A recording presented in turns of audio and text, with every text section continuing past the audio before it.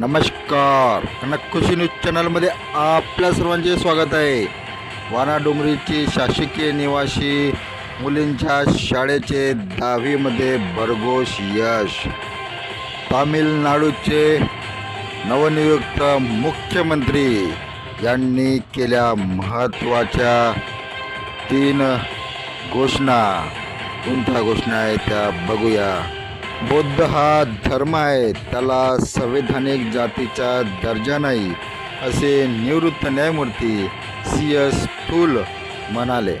तर बघूया या आणि इतर बातम्या, ताज्या बातम्या कनकखुशी न्यूज चॅनलवर डॉक्टर अतुल आमसुंगेकडून.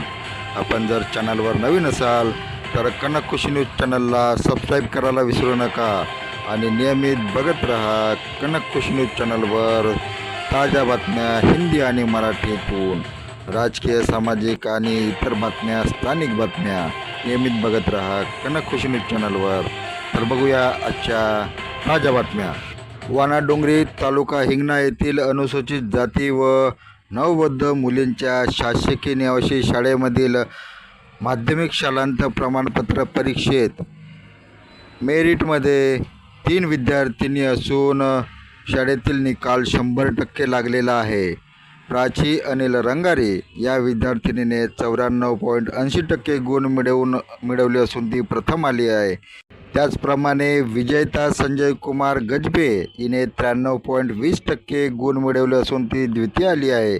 तर तृतीय क्रमांकावरती सुष्मिता रामराव चव्हाण हिने 91% गुण मिळवले असून ती तृतीय क्रमांकावर पास झालेली आहे. परीक्षेत एकूण 28 विद्यार्थ्यांपैकी 12 विद्यार्थी प्रावीण्य श्रेणीमध्ये असून 15 विद्यार्थी प्रथम श्रेणीमध्ये उत्तीर्ण झालेले आहेत.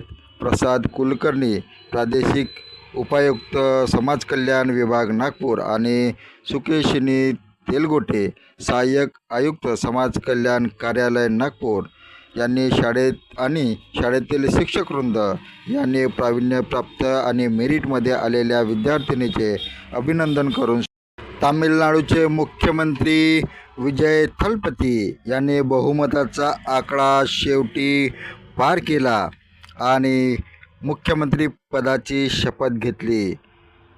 त्यांच्यासोबत 121 विधायकाच्या समर्थन त्यांना प्राप्त झालेले असून 118चे बहुमत त्यांनी पूर्ण केलेले आहे.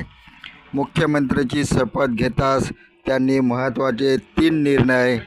तामिळनाडूचे मुख्यमंत्री विजय थलपती हे 9वे मुख्यमंत्री असून मुख्यमंत्रीपदाची शपथ घेताच त्यांनी महत्त्वाचे 3 आदेश जारी केले.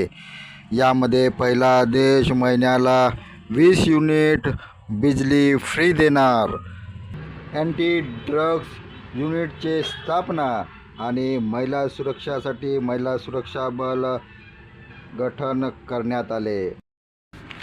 बौद्ध ही जात नसून धर्म आहे, असे म्हणाले निवृत्त न्यायमूर्ती CS थूल. जनगणना व संविधानाचा थेट संबंध आहे. जनगणनेच्या आधारेच कल्याणकारी योजना व त्याचे नियोजन निश्चित करण्यात येत असते. आरक्षणाचे लाभ यांच्याच आधारे ठरविण्यात येते. जनगणनेत धर्मासोबत जातीचाही उल्लेख करणे आवश्यक आहे. बौद्ध हा धर्म असून जात नाही. बौद्ध जातीला संवैधानिक दर्जा नाही. धर्म आणि जात यात फरक आहे.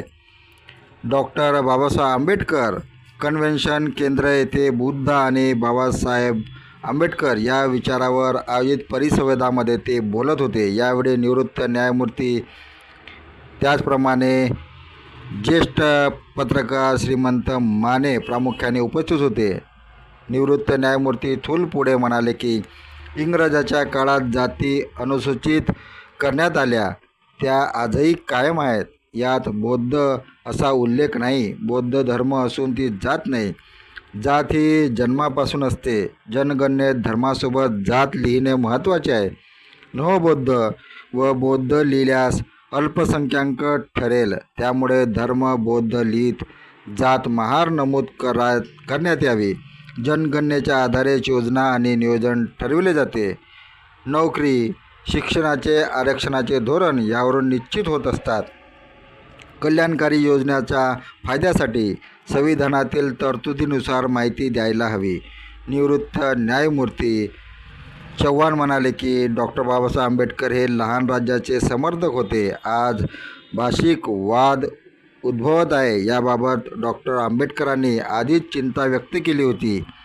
बाबासाहेब आंबेडकरांनी कल्याणकारी राज्याची कल्पना केली होती, परंतु आज युवकांना उलट वागवल्या जात असल्याचे चव्हाण न्यायमूर्ती म्हणाले.